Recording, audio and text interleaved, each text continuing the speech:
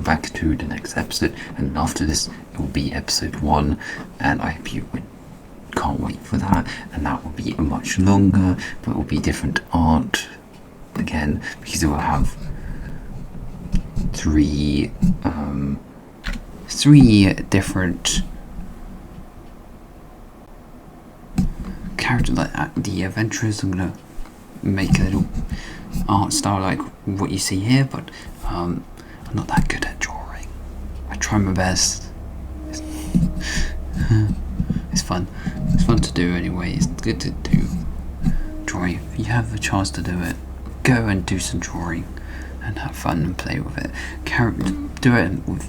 I find doing actual drawings and not digitally is a lot easier than actually doing this by hand. It's quite hard to actually make just things with a mouse. It's difficult. Some people have pen pads and touch screens and all that. I just have a mouse, so just doing this all with a mouse is fun. There won't be as many. There probably won't be any GIFs at the moment. I just want it. I don't know. I just have a lot of energy, and I just, maybe I'm rushing this in this story. I just want to. I've been waiting for so long to get to this point where I can actually make these videos, you know. And I'm like, how can I do that? Yeah, but then again, gifts are nice to have something a little bit different, but that takes time, and I want to continue reading and allowing you to experience the story that I've written. And I also want to listen to it as well. I really want to. Weirdly enough, this is the problem. It's one of my trauma things is I over-explain when I shouldn't be explaining, because you know. I'm just doing it.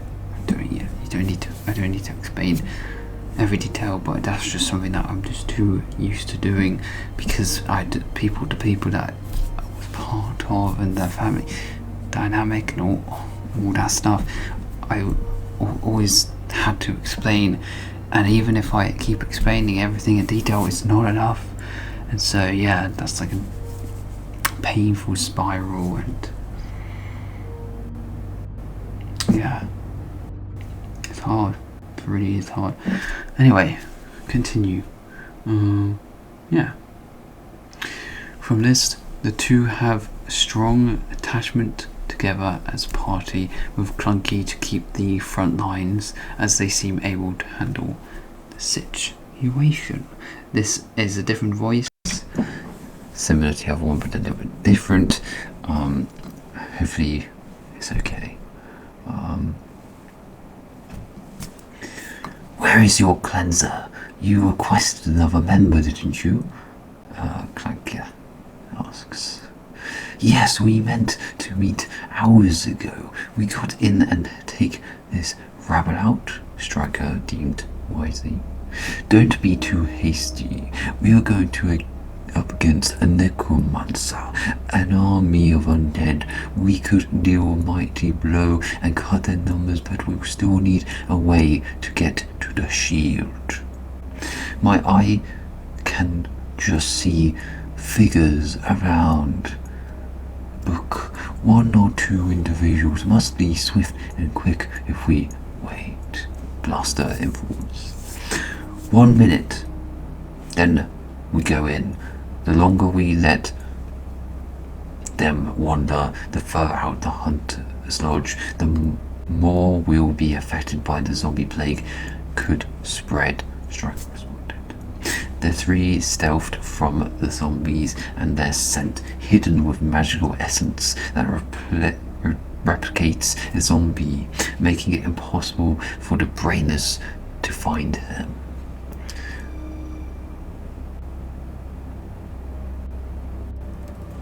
I'm going to think this is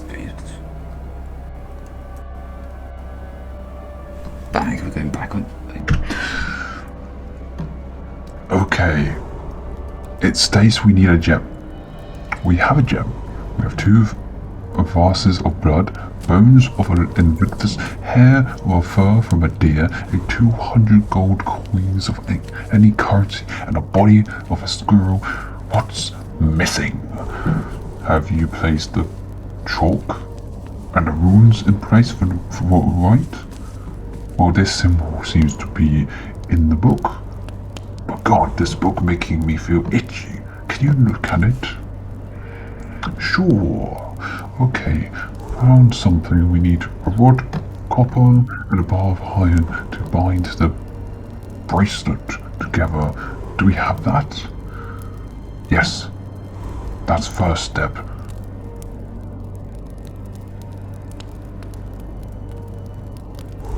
Go to the last one. Fine, okay. So, seems this language is, my eyes twitching, maybe this is it. We need to study this part of the book. I don't know why my voice is changing, really.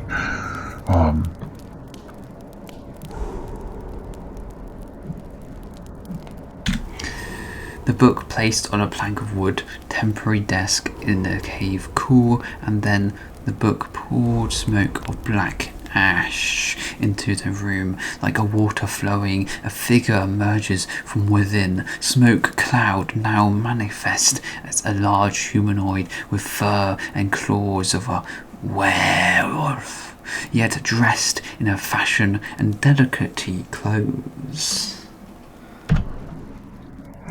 Oh my. Oh my, what do we do?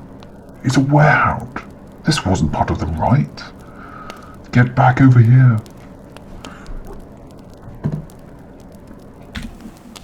They both move to the back of a cave slowly and still looking at the figure now, sniffing them with nose of a dog and a wolf. You awaken me from my hibernation. My book of agrimination is not yours to be wielded, by my thanks for releasing me to this worthless world so I can cause pain, blood for my lust. We just over here admiring the artistry and technique of your presence and work. Necromancer 1 performed with artistry flair. Wise to give me flattery instead of hostility. I spare your lives.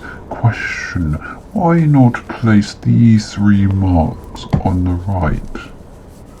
The creature points at the cycle and the book, showing them what they should done to complete it. We just getting to that part. Lies, but knowledge is lacking, isn't? End of world, just need a little teaching. Right time to feast. I'm hungry. Where is the nearest village to get my fill? In elven lands, there's not many left. Elves been gone for a long time. However, 20 miles away is a close village with Invictus. They have defenses though. Defense mean fun. Good luck. The werewolf walks into the barrier and slices the claws, and magically energy disables the barrier and the shield falls. The zombies turning towards the large creature, but with an aura they stand still, allowing the creature to step past them without snapping and hunger. Then the zombies start to drift into the area that once was protected by the field. The Necromancer 2 quickly reacted and placed a new barrier up, and soon both head back to the book in the cave, left unattended. Well, I hope the village folk will survive. Let's get this finished.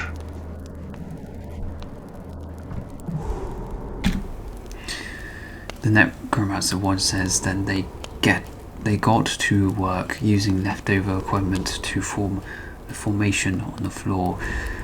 3 adventurers waiting, and the time growing thin until one of them starts to fall down.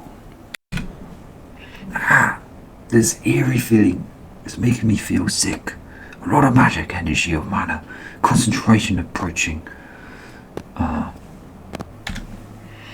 As the one on the floor explains with a headache. Then getting back up, the 3 wield their weapons and prepare to see what is moving, looking through the darkness of the sun's shadows. Their distance from their position is a large fog of blackish shadow magic, an aura vile, a hunter's aura. The breath ragged, the cool air making them sip smoke from their mouths, the zombies drifting away from the monster, and the 3 holding their hands close to their heart as their blood pumping more and more. A little bit pee and gas released. That's a werewolf, but one of magical arts, says Blast. Clunker and Striker at the same time. Clunker, let's take it now. As it's surprised, we stealthed, and also it's hunting, looking, and sensing. It knows something, or someone, or somewhere. It's using magic to enhance its senses to find prey. The village is going to be its target. Blaster, should we wait till closer? Zombies are difficult. And werewolf? Question mark. Yes, let's hope in the fight this cleanser will save us, Striker says. And I am going to end it there, and we're going to go into the first big episode, which will be a combat encounter. So they will have to roll initiative. Yay! No, this is not the D&D world. So world building side, this is a world where there's free flow. So what things happen, but there is actually a place in this universe of. This is like a continent, a large continent. One. There, this is in a place in a smaller area on a continent, in a state or country, county or countryside or whatever, a different area, and yeah, it used to be Elven lands, yes, and in the D&D world, I would be saying in the story, if I do a story in that setting, people will be rolling dice to determine initiative. They'll also be doing everything. It would be like watching Vox Machina, but you actually have them talk about, I need to decide who's initiative, who's going first, who's fighting who, and actually that will be part of the story. This is actually so creatures and monsters and things will have to play by those rules. That's how the story is persuaded. That's when, spoilers, one of the characters or main people from another situation goes to their continent and seems to be able to freely move whilst people encounters and be able to pretty much could one-shot people. That's their strengths aside, but they can basically move out of the way when it's not their turn. They can do all their stuff before they even and they don't even need to get an initiative, even if they went for it. So the people that are born, I guess, or part of that place are stuck in those conditions, and when it goes to another continent, if they move to another continent, they would still have that issue, because somehow that's part of them, is that thing, and that's why they are basically the first or second continent to fall, because of that system of stupidity.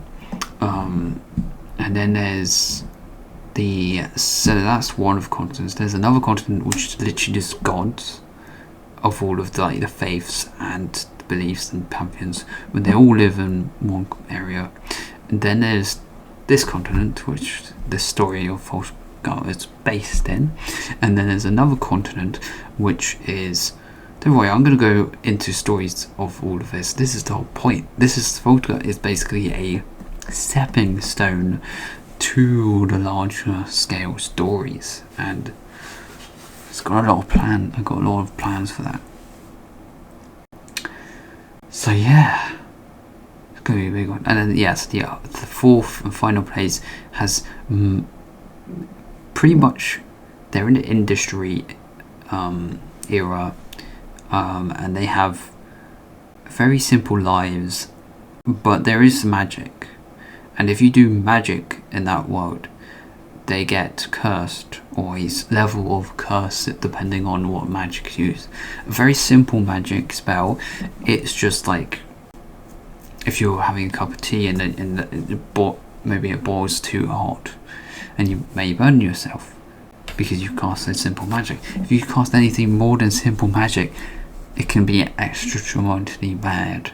So someone who just basically plants a tree, or wants to grow it instantly, or grow it from, that will take a lot of magic. In this instance, they only have magic, they don't have mana, arcane, or whatever that, yeah. They just have magic, and they use that magic, and then they used it, and then it grew a tree, then pretty much everything around them could turn to a eternal frost or winter, and for at least a week, because they've done that. And then it eventually dissipates. So curses do dissipate, but you make it really hard for people to live if you do magic, and that's why it's mostly outlawed. Yeah. There's not really any guns in that place, but people are civilized and more calm and relaxed. It's basically like a haven. If the industry didn't go overboard, basically, and use up every ounce of land and stuff for producing. Because weirdly enough, all four of those continents are not actually ever in contact with each other or see each other, because they're all divided in 4 different sections of the map, and there's like 4 rows of islands, large islands, basically cutting them off from each place. So there are continents to islands are not common communication, and then they can see continent miles away if you have like a spyglass. And yeah, pretty cool. I hope you enjoy. I'll be stopping here, and I'm going to be editing, and I'm going to be doing all that, but I might actually just have a break today and do that tomorrow. I just feel I've had enough today. I want to relax, I wanted to chill, and just want to. I also have 2 interviews I've been invited for, and I have no idea what I'm going to go for it, but I just don't know exactly what to expect, because it's been so long I've had interviews, it's been so long I've been through all those elements. But anyway, rather than going on a rant and taking this out of story mode, I'm just going to end it here and say thank you very much for listening, and thank you very much for probably have 0 views, but I don't care.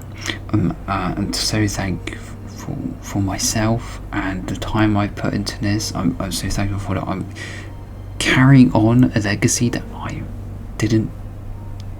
want to hold on to, keep with me, a story that, and I've always wanted to write a book, but this is cooler, this is interesting, and this is a different format and different way of doing so, and this is awesome. Anyway, thank you very much, and goodbye.